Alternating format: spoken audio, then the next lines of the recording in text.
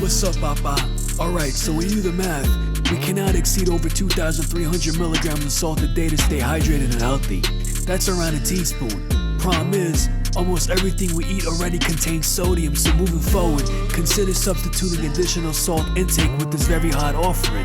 Firecrackerfarm, based out of Palm City, Florida, is a family-owned small business that grows Ghost, Carolina Reaper, and Trinidad Moruga scorpion peppers year-round. And then, they do something brilliant by blending them all with sea salt. In turn, this new version of crack in form of capsaicin is called Three Kings. If you know anything about peppers, specifically hot peppers, they're good for your heart, reduces your risk of cancer, fights the flu and infections, helps with allergies, and prevents your breath from kicking like Van Damme.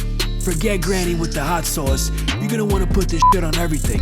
However, if you want to avoid salt, they also sell single vials filled with Three Kings infusion. Anyway, let's see what the Emperor has to say.